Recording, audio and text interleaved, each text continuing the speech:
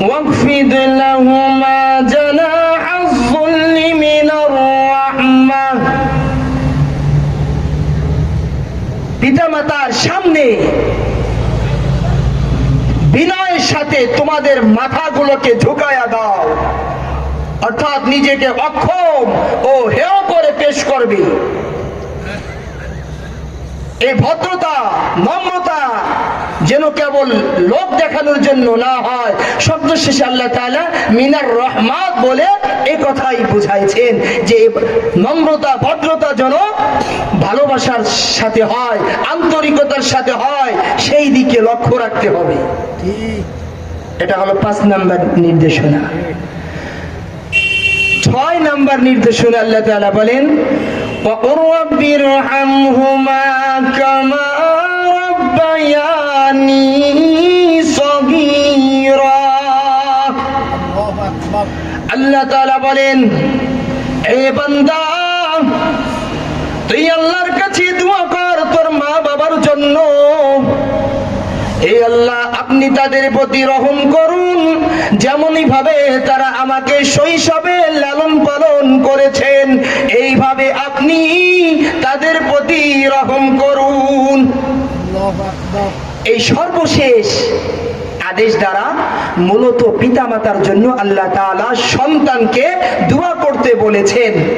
কারণ সন্তান যতই চেষ্টা করুক না কেন, পিতামাতার আলা সুখ শান্তি বিধান তার সাধ্যাতীত বিষয়, এটা কারো পক্ষেই সম্ভব নয়। তাই চেষ্টা করার সাথে সাথে আল্লাহর কাছে এই দোয়া করা, ওগো আল্লাহ, আপনি নিজ অনুগ্রহে তাদের প্রতি রহম করুন, তাদের সকল মুশকিলগুলোকে দূর করে দিন, তাদের সকল দুঃখ কষ্টকে দূর করে দিন।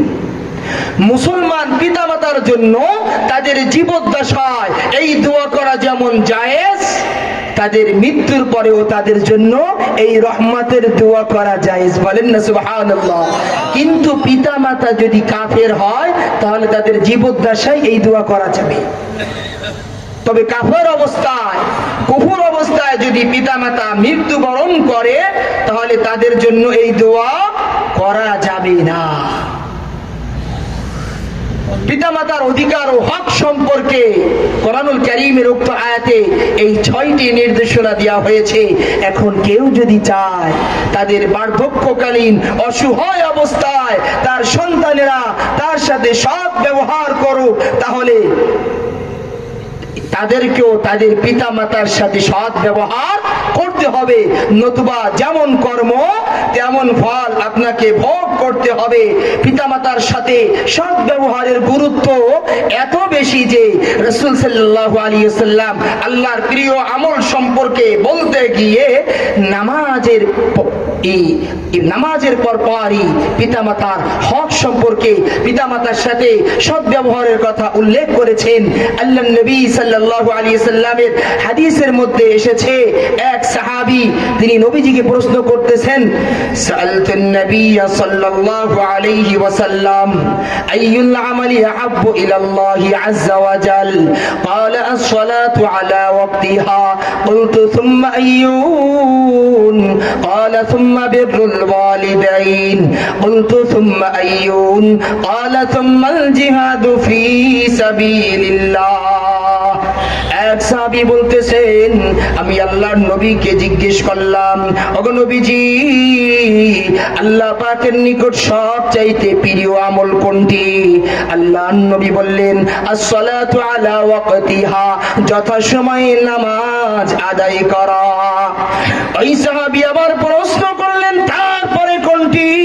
নবীজি বললেন, তারপরে হলো পিতামাতার সাথে সৎ ব্যবহার করা। ওই সাহাবী আবারও প্রশ্ন করলেন, তারপরে কোনটি? আল্লাহর নবী বললেন, তারপরে হলো আল্লাহর রাস্তায় জিহাদ করা। ইসলামের দৃষ্টিতে আল্লাহর নিকট সবচাইতে প্রিয় আমল হলো নামাজ। এই নামাজের পর জিহাদের মতো সর্বজন স্বীকৃত আমলের কথা উল্লেখ না করে তার পূর্বে পিতা মাতার সাথে সৎ ব্যবহারের কথা উল্লেখ করা দ্বারা বোঝা যায় যে এটা আল্লাহ তাআলার নিকট কত প্রিয় এবং কত গুরুত্বপূর্ণ বিষয়। কথা বলেন ঠিক কিনা? এই জন্য ইমাম বুখারী এবং ইমাম মুসলিম অর্থাৎ বুখারী শরীফ এবং মুসলিম শরীফের মধ্যে এই হাদিস কানা বিশেষ গুরুত্ব সহকারে উল্লেখ করেছেন।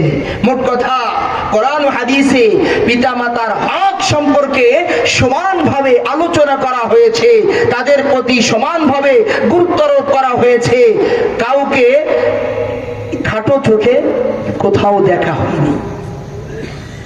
কারো প্রতি অসম্মান, মার প্রতি সম্মান বেশি, পিতার প্রতি সম্মান বেশি, এমন ভাবে কোনো গুরুত্ব আরোপ করা হয়নি। তবে হ্যাঁ, কিছু কিছু আয়াত ও হাদিসে মার খেদমত এবং তার গুরুত্বের বিষয়টি বিশেষভাবে উল্লেখ করা হয়েছে।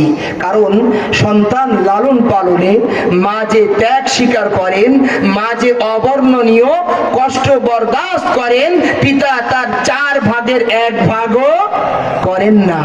মায়ের ইহসান সম্পর্কে আল্লাহ তাআলা কোরআনুল কারীমের মধ্যে বলেছেন, وَوَصَّيْنَا الْإِنسَانَ بِوَالِدَيْهِ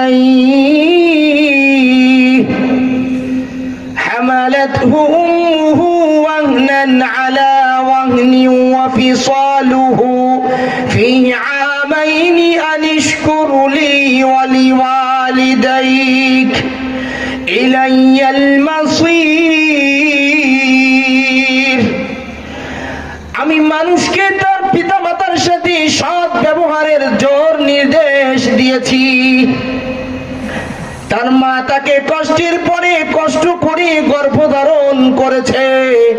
যখন তার দুধ ছাড়ানো 2 বছর হয়, তখন আমি তাকে নির্দেশ দিয়েছি আমার প্রতি এবং তোমার পিতা মাতার প্রতি